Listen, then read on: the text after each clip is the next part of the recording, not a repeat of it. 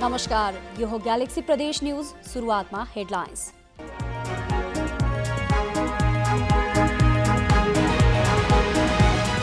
सीआईबीद्वारा त्रिभुवन अन्तर्राष्ट्रिय विमानस्थल भन्सारका अधिकृत सहित थप 3 कर्मचारी सुन तस्करी प्रकरणमा पक्राउ। नियन्त्रणमा लिएका कर्मचारीमाथि अनुसन्धान अगाडि बढाएको जानकारी। बाँकेमा बस दुर्घटनामा परि मृत्यु हुनेको संख्या 7 पुग्यो। मृतक सबैको शनाखत, घाइते 29 जनाको उपचार जारी, 2 जनाको अवस्था चिन्ताजनक। कृष्ण जन्माष्टमीको मूर्ति विसर्जन गर्ने क्रममा शुक्रबार साँझ दुई पक्षबीच झडप भएपछि सदरमुकाम मलङ्गवामा सर्लाही प्रशासनद्वारा निषेधाज्ञा जारी। निषेधाज्ञा आइतबार बिहान 8 बजेसम्म रहने। र पोखरा क्षेत्रीय अन्तर्राष्ट्रिय विमानस्थलबाट दोस्रो पटक अन्तर्राष्ट्रिय उडान। ड्रोक एयरको जहाज 42 यात्रु लिएर भुटानको पारो उड्यो।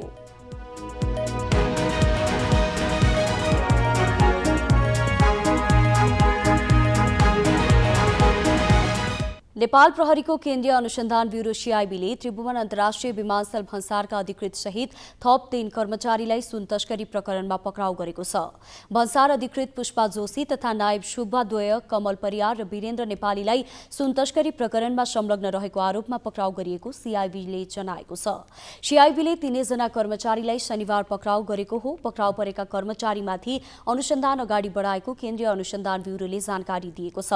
61 केजी सुन तस्करी प्रकरणमा यसअघि पक्राउ परेका भन्सार एजेन्ट, कर्मचारी तथा तस्करमाथिको अनुसन्धानपछि भन्सारका 3 कर्मचारीको संलग्नता खुलेको हो। यसअघि विमानस्थल भन्सारकै 2 अधिकृत गणेश पौडेल र सन्तोष चन्द सहितका 4 कर्मचारी पक्राउ परिसकेका छन्। प्रहरीले यसअघि पक्राउ परेका अधिकृत पौडेलको बयानका आधारमा अरू कर्मचारीको संलग्नता देखिएपछि थप 3 कर्मचारी पक्राउ परेका हुन्। सुन तस्करी प्रकरणमा शनिबार पक्राउ परेका 3 सहित 31 जना सीआईबीको नियन्त्रणमा छन्। सीआईबीले विमानस्थल भन्सारकै उपसचिव श्रीधर टण्डनमाथि पनि अनुसन्धान गरिरहेको जानकारी दिएको छ। बाँकेमा भएको बस दुर्घटनामा परि मृत्यु हुनेको संख्या 7 पुगेको छ। कोहलपुरको शमशेरगञ्जमा शुक्रबार राति जंगलमा रोकिराखेको ट्रकसँग बस ठोकिँदा मृत्यु हुनेको संख्या 7 पुगेको हो। दुर्घटनामा परि मृत्यु हुनेहरूमा काशीराम थारू, कस्तुरी थापा, रूपा परियार, जयन्ती थारू, साधुराम थारू र जुगबहादुर थारू रहेका छन्। दुर्घटनामा घाइते भएका 29 जनाको कोहलपुर मेडिकल कलेजमा उपचार भइरहेको छ। घाइते मध्ये 2 जनाको अवस्था चिन्ताजनक रहेको छ भने 12 जनाको मध्यम, 15 जनाको सामान्य र 5 जना सकुशल रहेका छन्। दाङबाट बर्दियातर्फ जाँदै गरेको ना 7 ख 2321 नम्बरको बस बाँकेको शमशेरगञ्जमा रोकिराखेको ना 8 ख 6405 नम्बरको ट्रकमा शुक्रबार राति करिब 9 बजे ठोकिएको थियो। बर्दिया ठाकुरबाबा नगरपालिका 9 ठाकुरद्वाराको बेतहनी सामुदायिक वन उपभोक्ता समूहको टोली चढेको बस दाङ भ्रमणबाट फर्किँदै गर्दा ट्रकसँग ठोकिएर दुर्घटना भएको हो।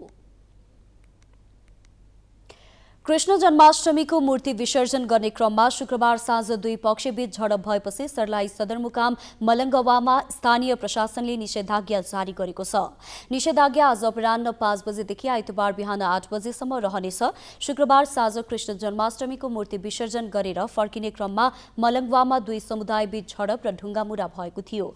लगतै प्रहरीले 16 सेल अश्रु ग्यास र 1 राउन्ड हवाई फायर गर्दै भीड तितरबितर पारेको थियो।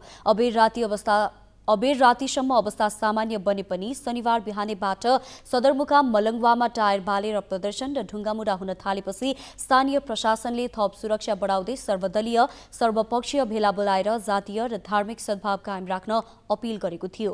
तर पनि प्रदर्शन र ढुङ्गामुढा नरोकिएपछि स्थानीय प्रशासनले निषेधाज्ञाको तयारी गरिरहेको प्रहरी उपरीक्षक नरेशराज सुवेदीले जानकारी दिए।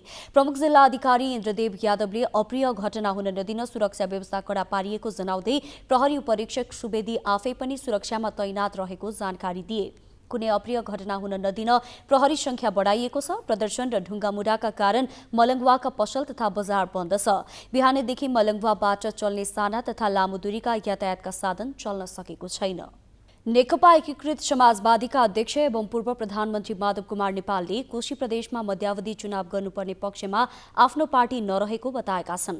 शनिबार काठमाडौँमा आयोजित एक कार्यक्रमलाई सम्बोधन गर्दै अध्यक्ष नेपालले जनता र राष्ट्रलाई पर्ने अर्थको बोझका कारण पुनः निर्वाचन गर्न नहुने बताए।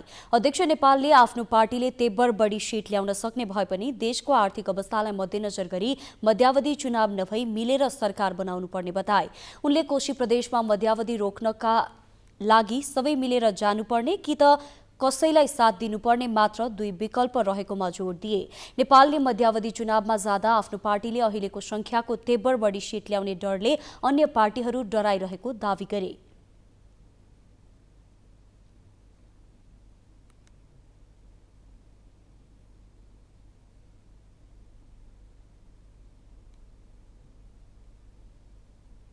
त्यो जटिलतालाई हल गर्ने भनेको दुईटा उपाय छ, कि मिलेर जानु, कि कसैलाई साथ दिनु, कि त चुनावमा जानु। हामीलाई त फरक पर्नेवाला छैन, किन हाम्रो साथीहरूको हिसाब के छ भने चुनाव भयो भने पनि हाम्रो पार्टीलाई फाइदै हुन्छ। अहिले हामीसँग त्यहाँ 4 सिट छ, त्यो सिट सङ्ख्या बढेर हामीले दोब्बर तेब्बर ल्याउन सक्छौँ भन्ने विश्वास पनि छ। अरू पार्टीहरूको सातो गएको छ, यत्रो ठुलो सङ्ख्या छ, 40वटा सिट जितिएको छ, अर्कोचोटि त 20 भन्दा पनि बढ्दैन भनेर डराइरहेका छन्। कोही पार्टीको 29वटा सिट छ, अब चुनाव भयो भने त्यो पनि आउँदैन भनेर डर पनि छ। अध्यक्ष नेपालले कोशी प्रदेश सरकार मध्यावधि चुनावमा नगई टिकाइरहन कुनै उपाय निकालिनुपर्ने बताए। राष्ट्रिय प्रजातन्त्र पार्टी राप्रपाका अध्यक्ष राजेन्द्र लिङदेनले कोशी प्रदेश सरकारमा जाने विषय आफ्नो पार्टीको प्राथमिकतामै नभएको बताएका छन्। शनिबार मोरङ पुगेका उनले विराटनगर विमानस्थलमा सञ्चारकर्मीसँग कुरा गर्दै कोशी प्रदेशको स्थायित्वको लागि ठूला दल एमाले र कांग्रेस मिलेर सरकार बनाउनु पर्ने बताए। उनले कोशीमा एमाले नेतृत्वको सरकारमा जाने विषयमा कुनै पनि छलफल नै नभएको दावी गरेका छन्। कुनै पनि सरकार आफ्नो प्राथमिकतामा नभएको जिकिर गरेका उनले कोशीमा अब एमाले र कांग्रेस मिल्नै नसक्ने अवस्था आयो भने संविधानको रक्षार्थ आफ्नो मत दिने स्पष्ट पारेका छन्।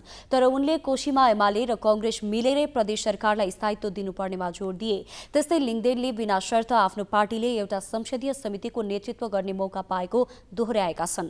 कोशी प्रदेशको सरकारमा सहभागी गराउन सत्तापक्ष नेकपा माओवादीको भागमा परेको पूर्वाधार विकास समितिको नेतृत्व पाएको कुरामा कुनै लेनदेन नभएको उनको भनाइ थियो। सर्वोच्च अदालतले बिहिबार कोशी प्रदेशमा संविधानको धारा 168(3) अनुसार प्रदेशसभामा सबैभन्दा ठूलो दलको नेतालाई मुख्यमन्त्री बनाउन परमादेश दियो। भदौ 4 गते मुख्यमन्त्री उद्धव थापाले संसद बैठकको अध्यक्षता गरेका इस्रायल मन्सुरी समेतलाई भोट हाल्न लगाएर संविधानको धारा 168 (4) अनुसार विश्वासको मत लिएका थिए। बैठकको अध्यक्षता गरिरहेका मन्सुरीबाट विश्वासको मत लिएको भन्दै नेकपा एमाले कोशी प्रदेश संसदीय दलका नेता हिक्मत कुमार कार्की सर्वोच्च गएका थिए। अदालतले थापाले विश्वासको मत प्राप्त गर्न नसकेको ठहर गर्यो। अदालतको परमादेश अनुसार प्रदेशसभामा सबैभन्दा ठूलो दल एमालेका संसदीय दलका नेता रहेका कार्की मुख्यमन्त्रीमा नियुक्त भइसकेका छन्। अब उनले 30 दिनभित्र विश्वासको मत लिनुपर्ने संवैधानिक सीमा छ। परमादेश मार्फत 2 महिनामै कोशी सरकारमा पुनरागमन भएपछि एमाले नेतृत्व खुसी त देखिएको छ, तर संवैधानिक सीमाभित्र विश्वासको मत लिन नसके प्रदेशसभा नै सङ्कटमा जाने भए पनि उत्तिकै छ। शुक्रबार साँझ प्रदेश प्रमुख परशुराम खापुङबाट पद तथा गोपनीयताको शपथ लिएसँगै मुख्यमन्त्री हिक्मत कुमार कार्कीले सानो आकारको मन्त्रीमण्डल समेत गठन गरिसकेका छन्। नवनियुक्त मुख्यमन्त्री कार्कीलाई विश्वासको मत जुटाउन सहज छैन, किनकि 93 सदस्य प्रदेशसभामा विश्वासको मतका लागि 47 सदस्य चाहिन्छ। कार्कीको दल एमालेसँग 40 मत छ। एमालेलाई 6 प्रदेश सांसद भएको राप्रपाले समर्थन गरेको छ। राप्रपाले समर्थन गरे पनि परिस्थिति भने सहज देखिँदैन। गठबन्धनमा कांग्रेसका 29, माओवादी केन्द्रका 13, एकीकृत समाजवादी पार्टीका 4 र जसपाका 1 प्रदेश सांसद छन्। कोशी प्रदेशसभा सभामुख विहीन छ। उद्धव थापालाई मुख्यमन्त्री बनाउन माओवादी केन्द्रले आफ्नो दलबाट सभामुख निर्वाचित बाबुराम गौतमलाई राजीनामा गराएपछि कार्यवाहक सभामुखको जिम्मेवारी उपसभामुख सिर्जना दनुवारले पाएकी थिइन्। उनी एमालेबाट निर्वाचित प्रदेशसभा सदस्य हुन्।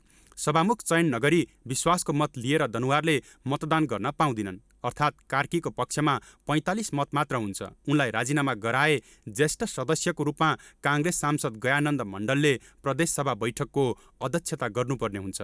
कोशी प्रदेशमा सरकार बनाउन र टिकाउन गठबन्धनले असंवैधानिक हरकत गरेको एमाले आरोप लगाउँदै आएको छ। सभामुख, सभाध्यक्ष र मत सच्याउने समयसम्म दुरुपयोग गरेर सरकार टिकाउने खेलमा लाग्दा संविधानको मानमर्दन भएको उसको बुझाइलाई काङ्ग्रेस माओवादी गठबन्धनले भने उपसभामुखलाई एमाले आफू अनुकूल प्रयोग गरेको आरोप लगाउँदै आएको छ। पक्ष विपक्षमा जे जस्ता दोषारोपण भए पनि संविधानको मर्म कुल्चने कार्य दुवै पक्षबाट भएको कतै छिपेको छैन। दूरी बढेको दुई पक्षबीच विश्वासमा लिएर अब एमाले कसरी जान्छ? बढी जिम्मेवारी कार्की नेतृत्वको सरकारकै काँधमा छ।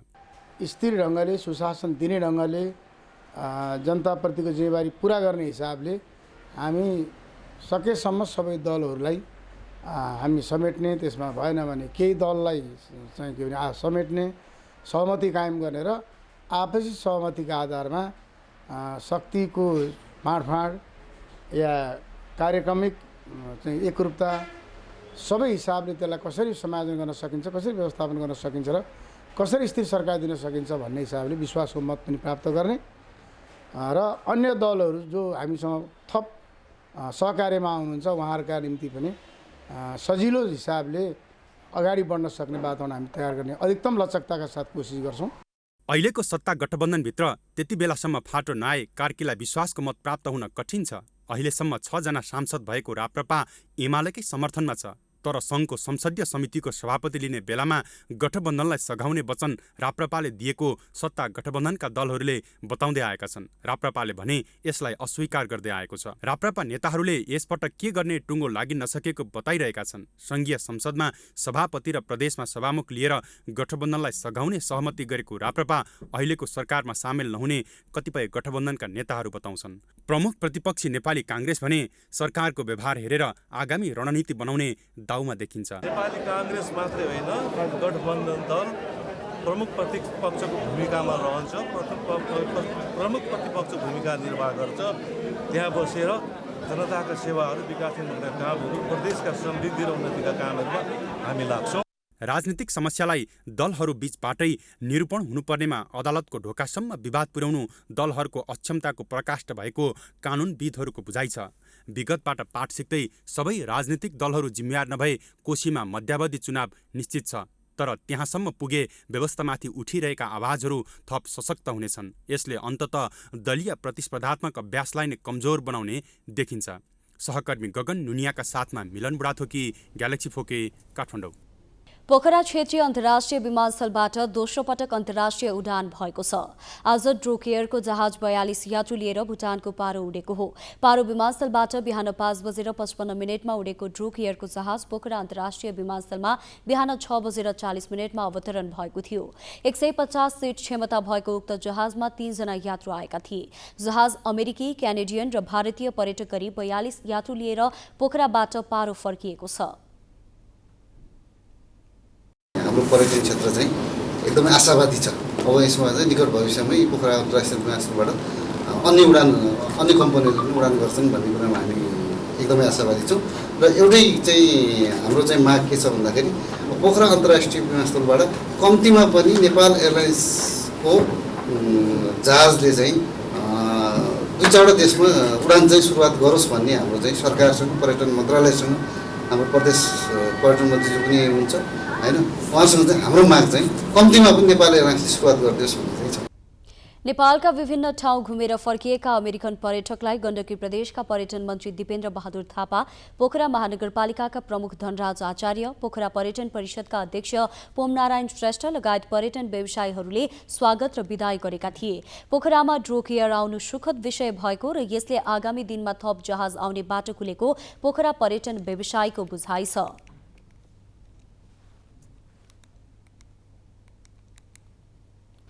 अमलेखगञ्ज पेट्रोलियम पाइपलाइन परियोजना अन्तर्गत दोस्रो चरणको काम तीव्र गतिमा अगाडि बढेको छ। आगामी चैतसम्म पाइपलाइनबाट पेट्रोल र मट्टितेल ल्याउने उद्देश्यका साथ निर्माणलाई तीव्रता दिएको नेपाल आयल निगमले जनाएको छ। दोस्रो चरणको काम अन्तर्गत अहिले पेट्रोल भण्डारण ट्याङ्क, ट्रान्समिक्स ट्याङ्क, पम्प हाउस, पेट्रोलको लोडिङका लागि 24वटा पूर्ण स्वचालित लोडिङ वे लगायत भौतिक संरचनाको निर्माण भइरहेको छ। अहिले म्यानुअल रूपमा पेट्रोलियम पदार्थको लोडिङ भइरहेको छ। दोस्रो चरणको परियोजनाको निर्माण भारतीय कम्पनी लिखिता इन्टरनेसनलले गरिरहेको छ।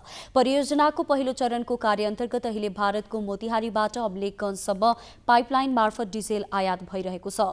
दोस्रो चरणमा पाइपलाइनबाट पेट्रोल र मट्टीतेल आयात गर्ने लक्ष्य रहेको निगमको भनाइ छ।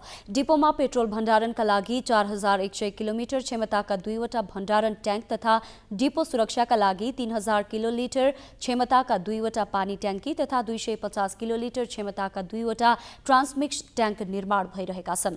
एउटै पाइपलाइनबाट क्रमशः डिजेल, मट्टीतेल र पेट्रोल एकपछि अर्को ल्याउँदा मिसिएको पेट्रोलियम पदार्थको छुट्टै भण्डारण गर्न ट्रान्समिक्स ट्याङ्क निर्माण गरिएको बताइएको छ।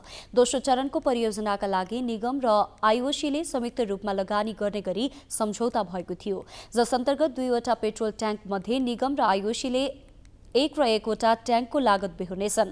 मिश्रित इन्धन राख्नका लागि 2वटा ट्रान्समिक्स ट्याङ्क र डिपोभित्रको सुरक्षाका लागि फायर वाटर ट्याङ्क भारतीय पक्षबाट निर्माण हुनेछ। आइओसीले करिब 75 करोड भारतीय रुपैयाँ खर्च गर्नेछ। दोस्रो चरणको परियोजनाको सम्पूर्ण खर्च करिब 2 अर्ब 15 करोड भारतीय रुपैयाँ छ। दोस्रो चरणको परियोजना निर्माण भएपछि समग्र रूपमा मुलुकलाई नै फाइदा पुग्ने निगमले जनाएको छ। अहिले बरौनीदेखि काठमाडौँसम्म पेट्रोल ढुवानी गर्दा प्रति लिटर करिब 6 रुपैयाँ ढुवानी खर्च थपिएको छ। अमलेखगञ्जसम्म पाइपलाइनमा पेट्रोल ल्याएर अन्य भूभागमा पठाउँदा ढुवानी खर्च आधा घट्ने अनुमान गरिएको छ। हामी ग्यालेक्सी प्रदेश न्यूजको अन्त्यमा छौं। जाँदा जाँदै हेडलाइन्स।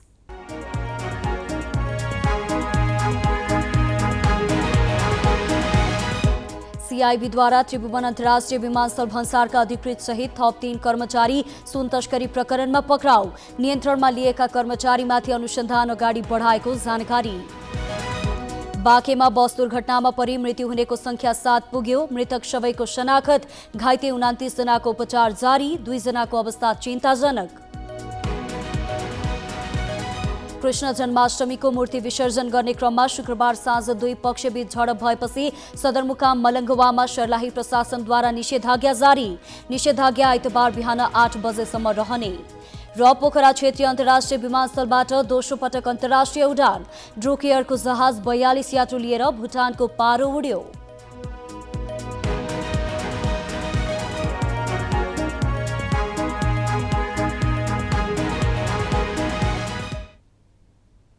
ग्यालेक्सी प्रदेश न्यूज अहिलेलाई सकियो। राति 8 बजे ग्यालेक्सी न्यूज आवर लिएर आउनेछौं। नमस्ते।